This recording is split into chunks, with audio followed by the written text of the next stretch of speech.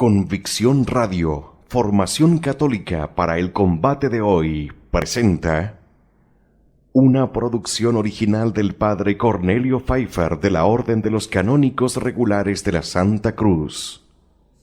Los Santos Ángeles. La creación y el mundo de los ángeles.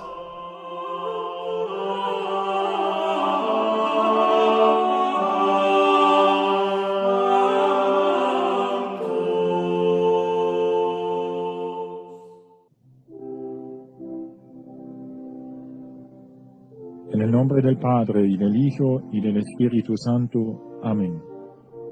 Señor Dios, tú creaste a los santos ángeles para tu gloria, para que nos ayuden, nos hagan conocer tu voluntad y nos guíen a ti.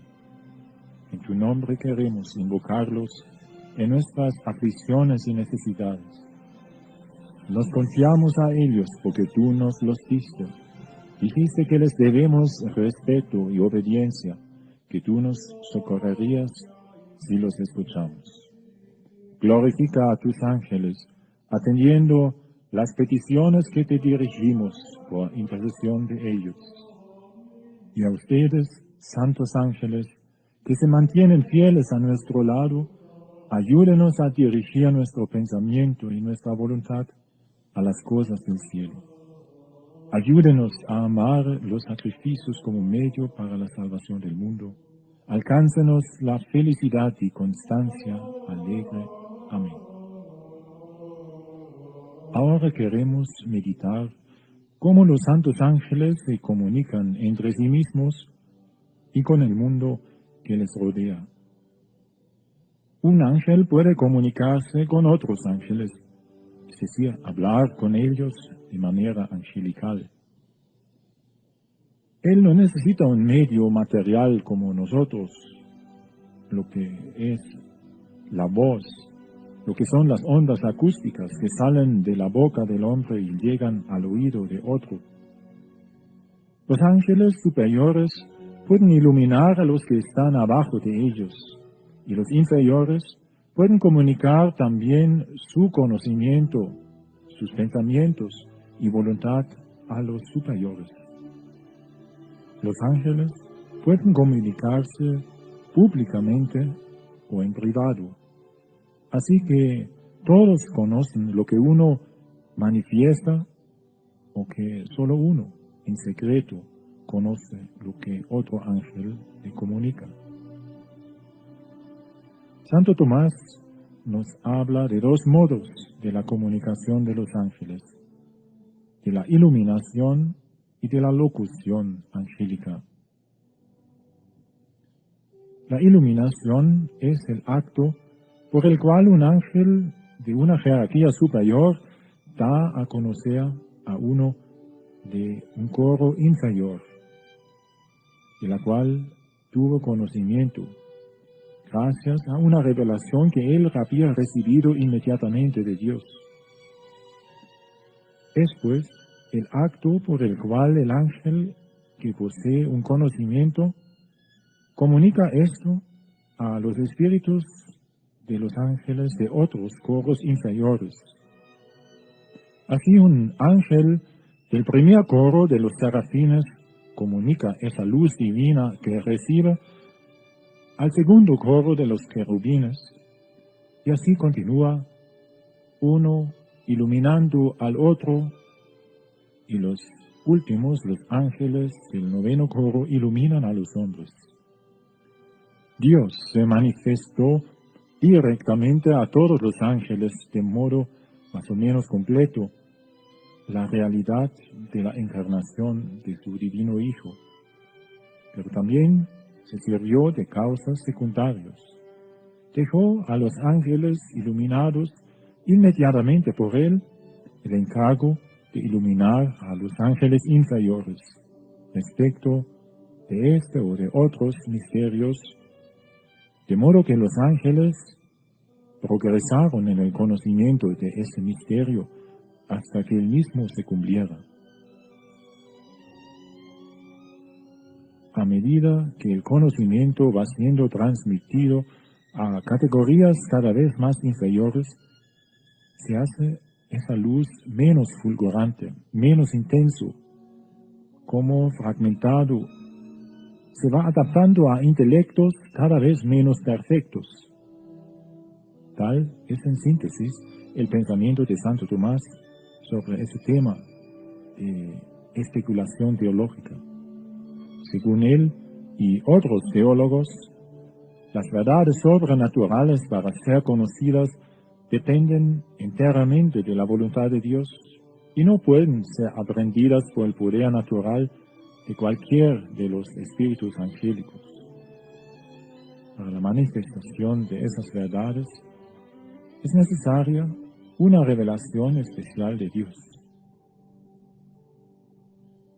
Santo Tomás aclara la diferencia entre iluminación angélica y locución, y la simple manifestación de verdades de unos ángeles con otros. Hablar es simplemente manifestar, sensible o intelectualmente, unos pensamientos o afectos ocultos de la mente. La iluminación, además de manifestar una verdad de orden sobrenatural, facilita al mismo tiempo la comprensión de lo que es manifestado. Iluminar es como proyectar una luz sobre una cosa o un asunto que antes quedó oscuro. Los ángeles superiores iluminan a los inferiores, perfeccionando el entendimiento para hacerlos capaces de conocer las cosas. Aquí quizá podríamos plantar la pregunta si el arcángel San Gabriel recibió el mensaje de la encarnación directamente de Dios, o si fue por iluminación a través de otro ángel superior. La cuestión ahora es cómo se realiza esta iluminación.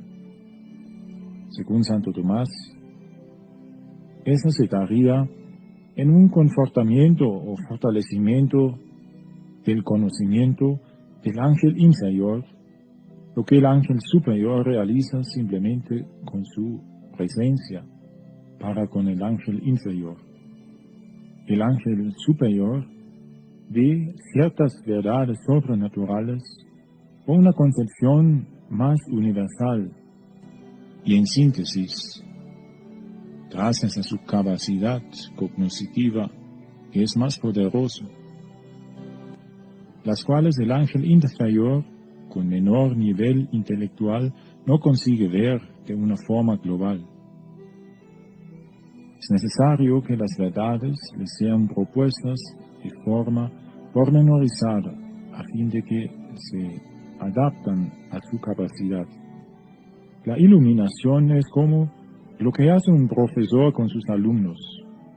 Conoce el asunto y de él puede tener una visión sintética global, pero para transmitirlo a los alumnos, lo desarrolla en partes coherentes y ordenadas, de modo que éstos puedan entender lo que les es propuesto.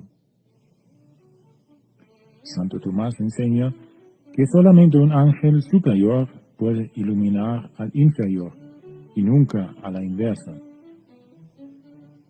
El santo explica cómo el ángel superior puede comunicar al inferior todo lo que le es dado a conocer y transmitir, aunque el inferior no tenga capacidad de comprender de modo tan completo y perfecto como el superior. Respecto a la visión de la esencia de Dios, todos los ángeles, tanto los superiores como los inferiores, la ven inmediatamente, y en cuanto a esa luz, ningún ángel puede enseñar nada a otro. Pero en cuanto de las razones de las obras divinas, cuanto más perfectos sean los ángeles, mejor conocerán las razones de las obras divinas, y sobre ellas podrán iluminar a los de categoría inferior. Los santos ángeles que participan espléndidamente de la bondad divina comunican a los inferiores todo cuando perciben de Dios y les ha sido revelado por Dios. Los inferiores no aprenden de forma tan esplendorosa, del mismo modo que los alumnos no aprenden íntegramente lo que el maestro les enseña. Se dice que la ciencia de los ángeles superiores es universal, en virtud de su modo de entender, que es más completo y perfecto. Hasta el día del juicio final, Dios irá revelando a los ángeles supremos nuevas realidades sobre la disposición del plan de la providencia sobre el universo y principalmente sobre la salvación de los elegidos. Así siempre tendrán los ángeles superiores nuevas realidades con las cuales pueden iluminar a los inferiores.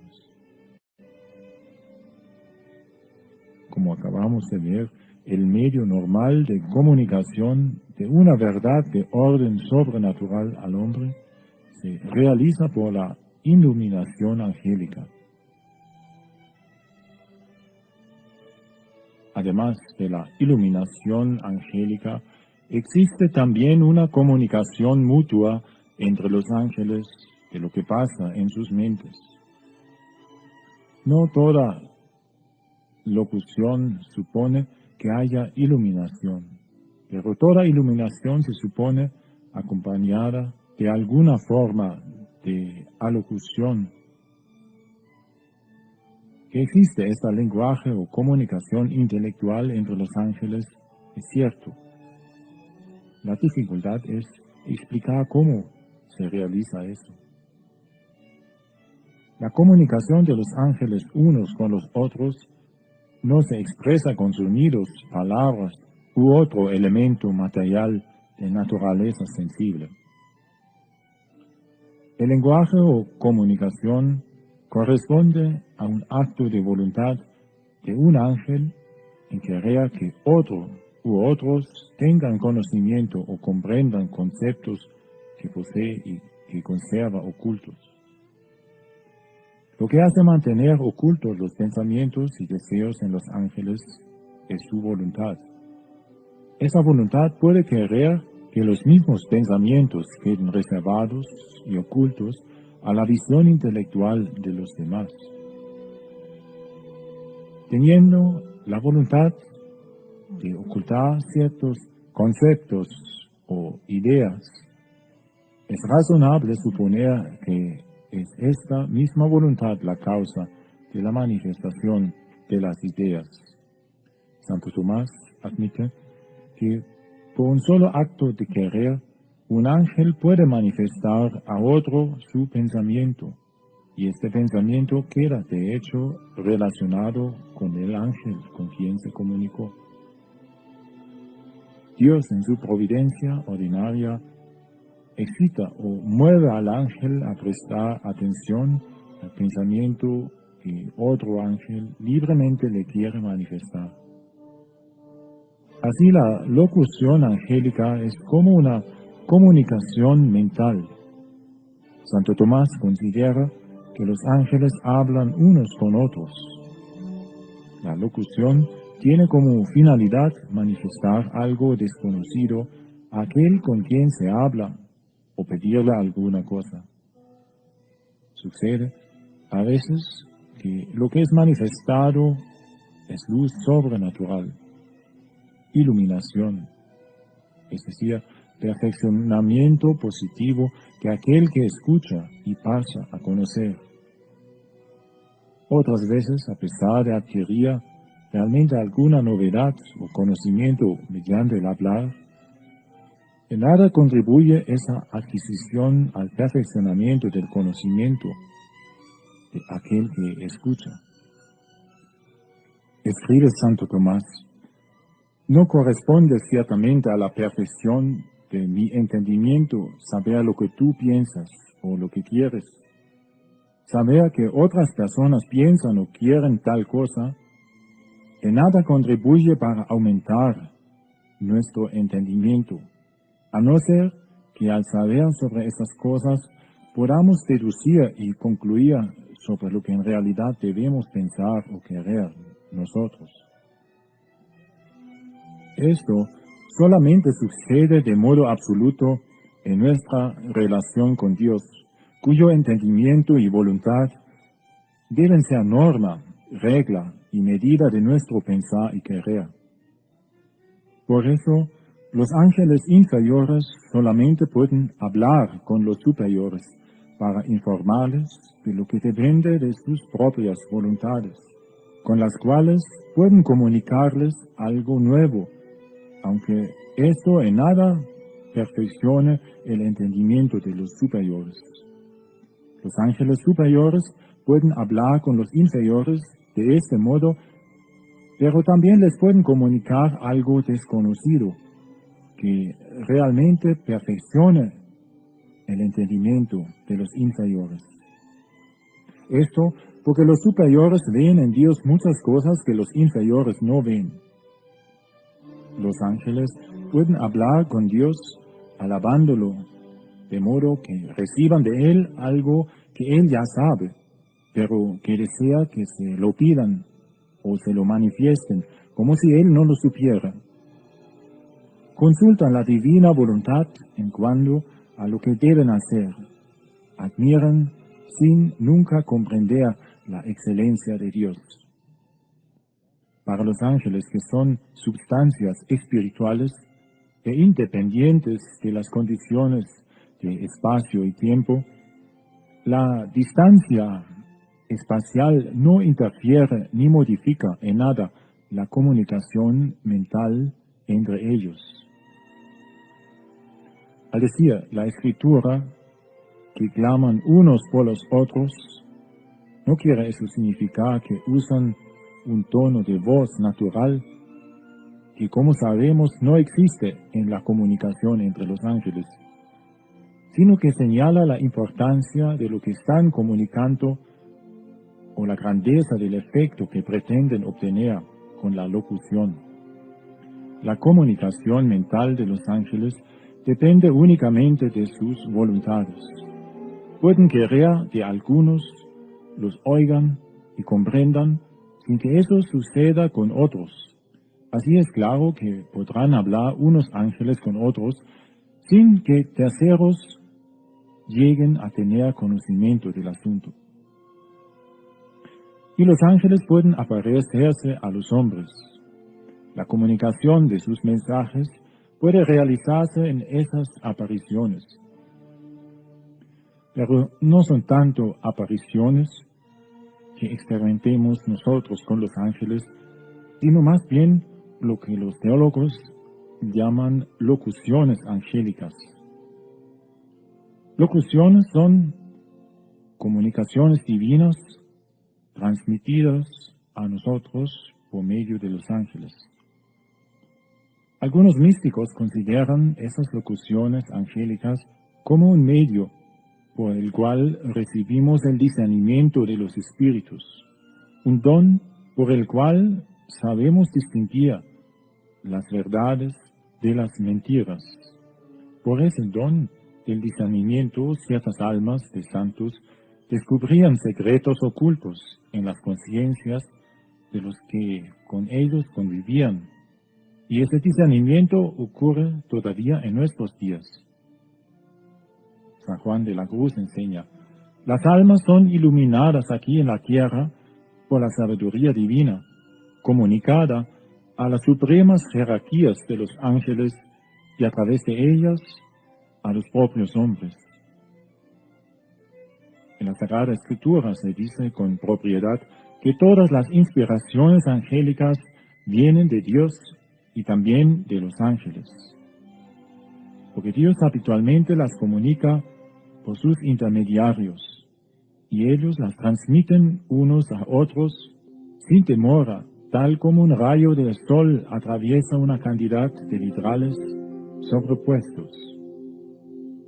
Y las locuciones angelicales para con los hombres pueden realizarse de una de las siguientes formas: como locuciones auriculares, cuando la persona efectivamente oye las palabras del ángel, o también como locuciones imaginativas, cuando el ángel se sirve de estímulos para que la imaginación produzca las imágenes deseadas, o también como locuciones intelectuales, cuando la comunicación se realiza con la participación de la facultad intelectual del hombre, por impresiones o ideas que el ángel le confiere.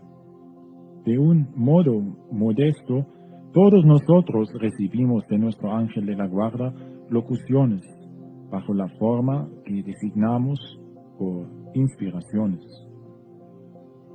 La vida de Santa Juana de Arco se ve como ella escuchó la voz de los espíritus celestiales y sabía discernir cuando se trataba del arcángel San Miguel y de los ángeles que lo acompañaron.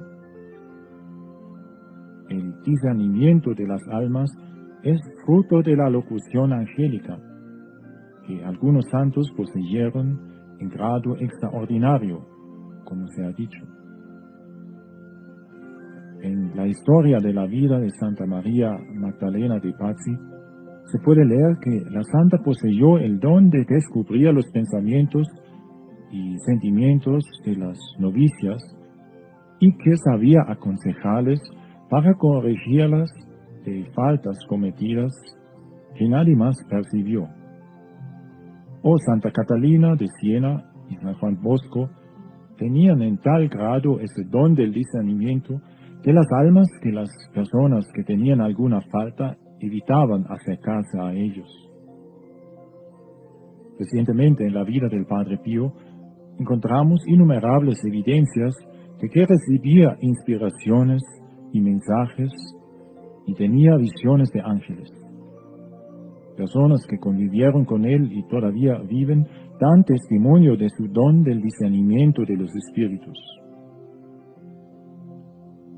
Si los ángeles pueden, por la locución, inspirar y hablar a los hombres, es evidente que Dios con mucho mayor razón lo podrá. Esa actuación, por la gracia divina, se realiza por la acción del Espíritu Santo.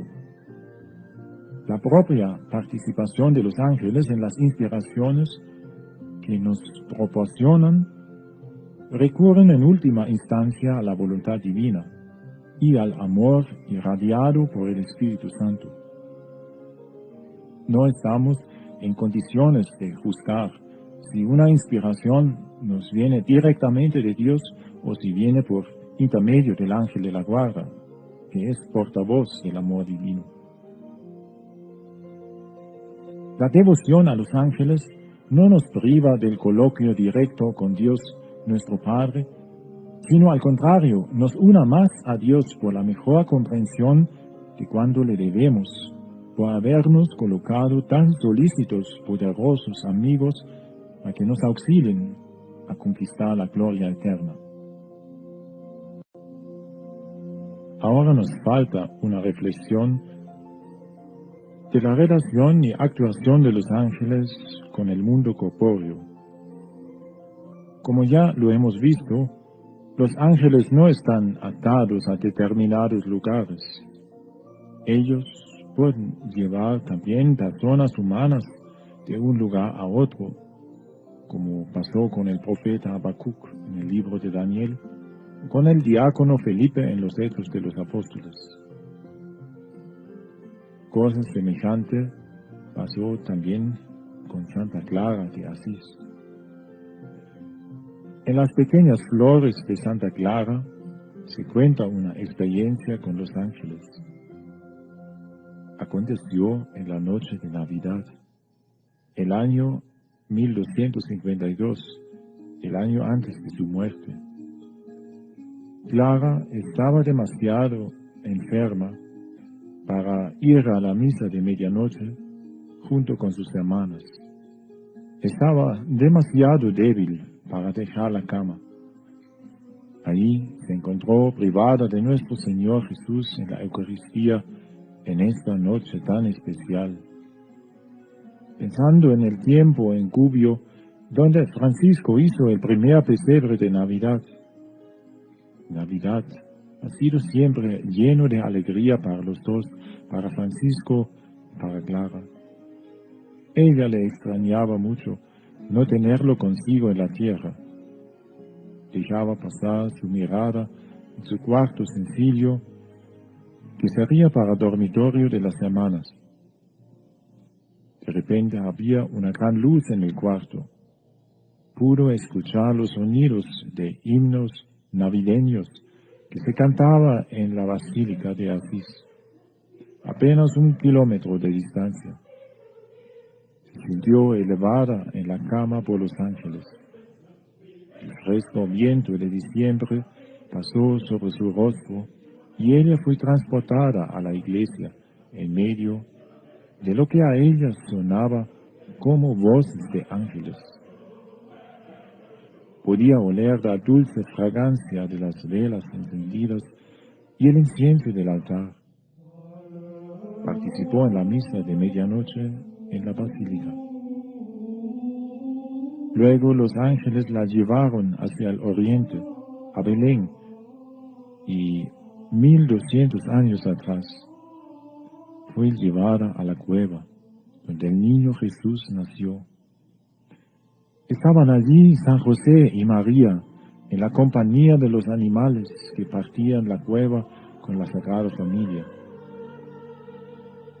Nuestro Señor Jesús llegó a ella como adulto y puso la Sagrada Hostia en su boca. Y después fue llevada de regreso al convento de San Damián en Asís. Cuando regresaron las hijas de Cristo de la iglesia y subieron a las escaleras, su alegría estaba asombrada por la gran preocupación de que la Madre Clara no había asistido a esta santa celebración. Pero ella sonrió. Su cara estaba colorada, no de la enfermedad. Y ella les contó de su experiencia cómo el Señor mismo le había dado la comunión y cómo había sido llevada por los ángeles a la iglesia de Asís y después a Belén. Y todos se admiraron. Los ángeles están fuera del tiempo y fuera del espacio, y sin embargo están relacionados con el mundo material. Una indicación de la relación de los ángeles con el mundo material la encontramos en el Catecismo de la Iglesia Católica número 57. Ahí dice: este orden a la vez cósmico, social y religioso de la pluralidad de las naciones, confiado por la providencia divina a la custodia de los ángeles. Aquí se hace dos referencias bíblicas. Una en el libro del Deuteronomio 32:8 dice: cuando el Altísimo repartió las naciones, fijó las fronteras de los pueblos según el número de los hijos de Dios. Las naciones, las diversas partes del universo están cuidadas por los ángeles. El servicio de los ángeles proviene de esta unidad ontológica de los dos rostros de la creación del mundo. Los ángeles fueron llamados por Dios a trabajar en la creación. Parece que la creación requiere sin interrupción el servicio de los ángeles, porque según Santo Tomás, son ellos que dirigen todo el movimiento físico. Con eso, no entran en cierta competencia con las leyes de la naturaleza. Sin embargo, se cree que en el mundo material existe siempre una inclinación hacia la descomposición y el peligro de disturbaciones. Esto se tiene que equilibrar por influencias de un orden superior que atribuimos a los ángeles. Ellos no sustituyen las leyes de la naturaleza, sino las cuidan. Y como las leyes siempre y en todas partes del universo están en vigor, También es seguro que los ángeles deben garantizar que haya orden, belleza y un desarrollo sano, porque aparecen catástrofes, enfermedades, destrucciones. La disolución de los elementos, la descomposición y la muerte es una realidad enorme. Toda la creación suspira y sufre. Cuando una fuerza de la naturaleza se debiliza, otra fuerza mayor la vence y comienza un desorden. Por eso se necesitan centinelas sobre estas fuerzas y leyes que continuamente intervienen para que la voluntad de Dios y su plan con la creación no se desvíe por fuerzas ciegas. Porque no será que Dios va a usar a los santos ángeles para mantener la armonía. Los ángeles vigilan sobre esa imagen de Dios en el mundo, vigilan sobre su gloria y trabajan por la honra de Dios. Según el Apocalipsis, los ángeles dirigen los vientos y pueden causar incluso desequilibrios como ciertas plagas, como las plagas en Egipto, o causar terremotos, como aconteció durante la muerte y resurrección de Jesús. Son ellos que realizan el juicio sobre el mundo.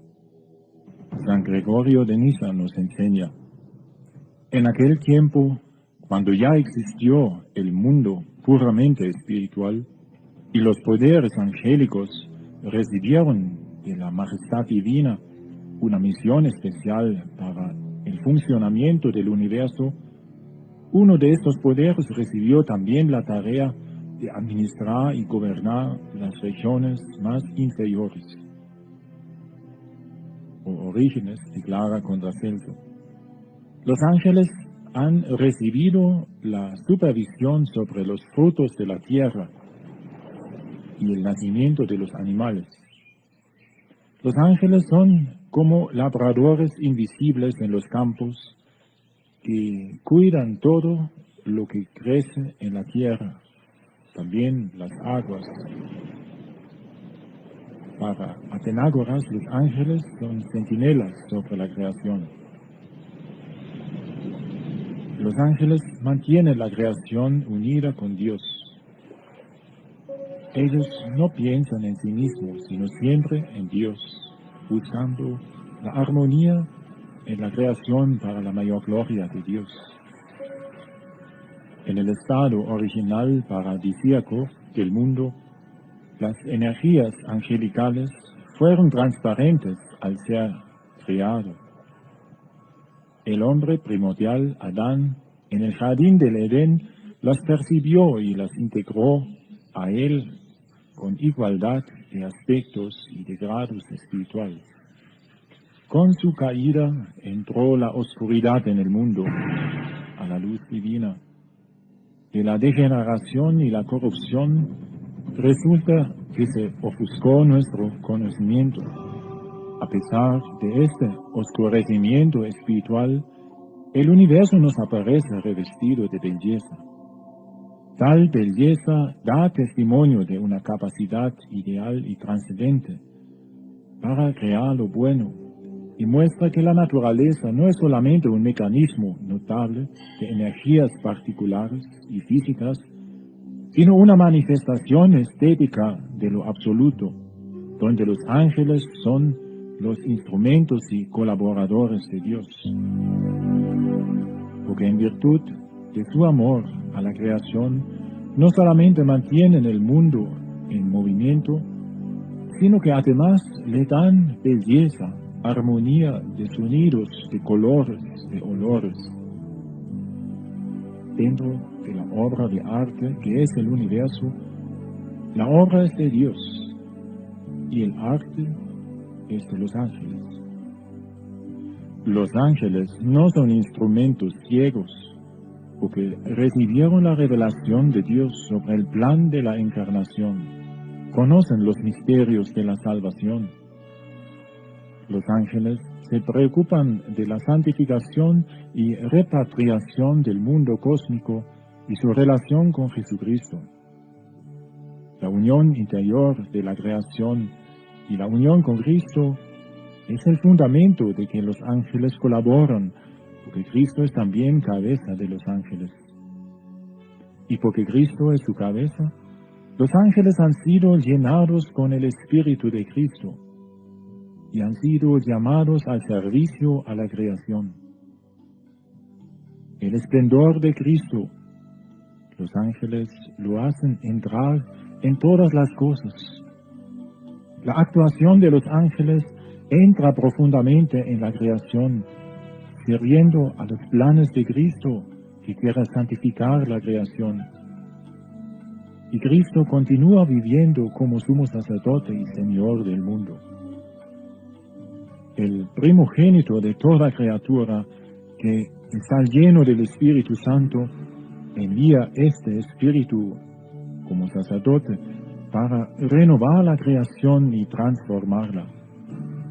Y es uno de los servicios de los ángeles apoyar este proceso y llevarlo a cabo, de penetrar la creación con el espíritu de su cabeza.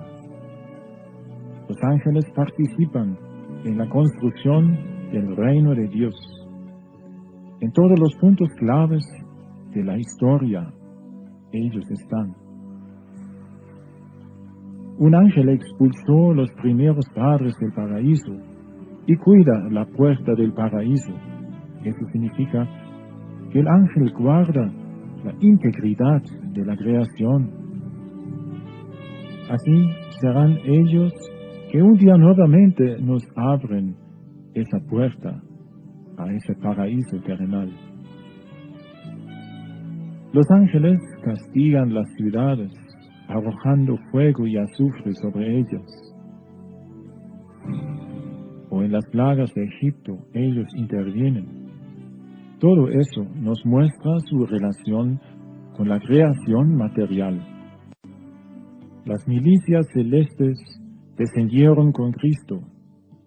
Los ángeles del cielo aparecen como los ministros y servidores de Cristo en el cumplimiento de su obra.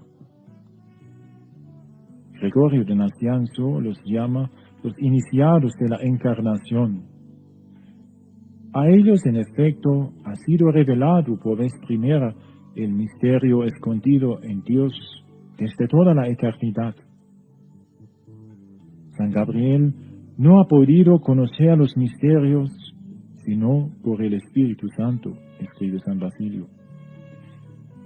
Pero es a ellos a quienes es revelado primero para que sean sus mensajeros. Aún en lo que concierne al misterio divino del amor de Jesús por los hombres, fueron en primer lugar los ángeles quienes recibieron la iniciación en él. Aún con la venida de Cristo, los ángeles siguen siendo los mensajeros de las revelaciones divinas. San Dionisio insiste sobre este punto. Dice, es por medio de ellos como la gracia del conocimiento del misterio de Cristo descendió hasta nosotros. Fue así como San Gabriel comunicó al gran sacerdote Zacarías que el niño que naciera de él, contra toda esperanza y por la gracia de Dios, sería el profeta de la obra de Jesús. Y Gabriel igualmente fue quien hizo saber a María que en ella se cumpliría el misterio de la indecible encarnación. Los ángeles no solamente son los mensajeros del misterio de Cristo ante los hombres, sino que también, como lo hace notar San Dionisio, tienen que cumplir una función de mensajeros ante la humanidad de Cristo. Escribe, alcemos los ojos hacia las más altas revelaciones de la Escritura. Observo, en efecto, que Jesús mismo, causa superesencial de las esencias que viven más allá del cielo, habiendo bajado sin mutación de su propia naturaleza a la naturaleza humana, no abandonó de modo alguno el orden que él había instituido, sino que se sometió dócilmente a las formas transmitidas por los ángeles de parte del Padre.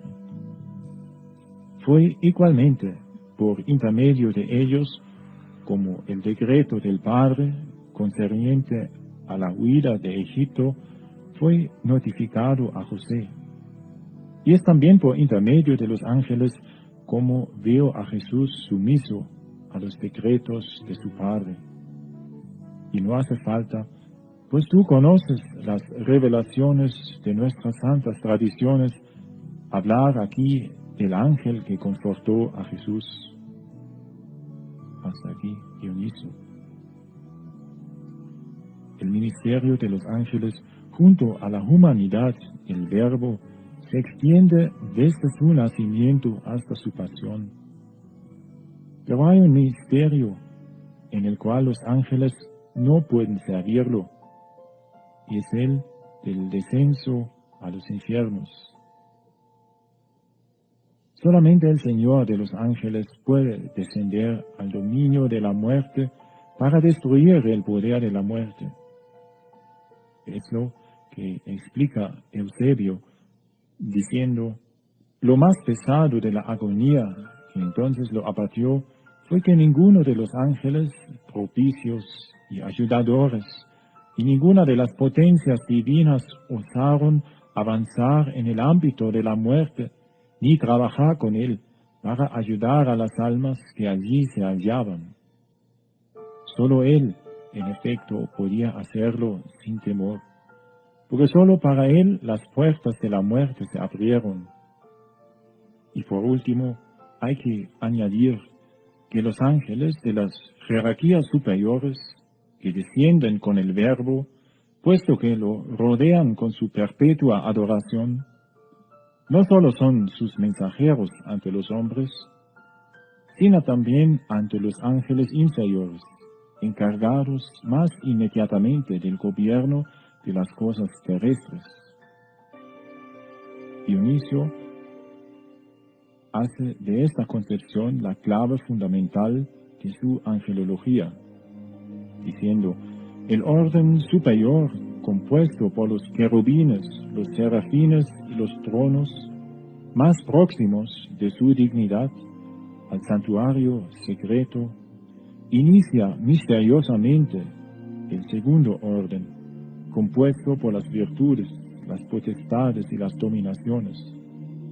Este, a su vez, revela los misterios a los principados, a los arcángeles y a los ángeles, que presiden las jerarquías humanas. También Santo Tomás retoma esta doctrina y la integra en la tradición común. Sin embargo, debemos decir que los ángeles encuentran la plenitud de sus ministerios en su relación con Cristo. Escribe Orígenes, antes de la venida de Cristo, los buenos ángeles poco podían hacer para provecho de aquellos que les estaban confiados. Cuando el ángel de los egipcios ayudaba a los egipcios, apenas si algún prosélito creía en Dios. Y lo mismo decía San Juan Crisóstomo. Dios hacía todo lo posible mediante sus ángeles, pero nada mejoraba. En medio de esta situación desesperada, el Verbo de Dios se encarna para venir en auxilio de sus ángeles.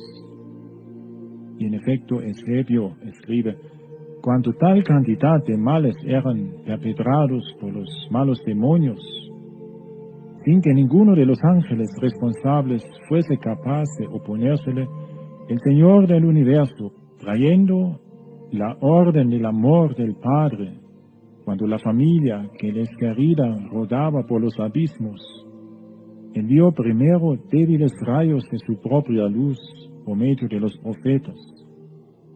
Pero como ningún hombre entre los que vinieron después de él aportaba remedio a los males de la vida, entonces el Salvador mismo vino a los hombres como médico, trayendo auxilio a sus propios ángeles, para la salvación de los hombres. Y los ángeles encargados de las naciones acogen con alegría la venida del Salvador. De ahí en más, ya no es solamente el Israel justo y que ve a Dios, el que es su porción propia, sino que a todas las naciones de la tierra, que hasta ahí eran porciones confiadas a numerosos ángeles y se envilecían en múltiples impiedades, el Salvador las pone ahora bajo su propio poder y les anuncia el conocimiento del amor del Padre. Asimismo, cuando en ocasión de su venida Él fue visto por sus propios ángeles, que hasta allí presidían las naciones, estos reconocieron inmediatamente a su Señor que venía en auxilio de ellos y vinieron a Él gozosos para servirle. Como lo dice la Escritura, y sus ángeles se acercaban para servirlo.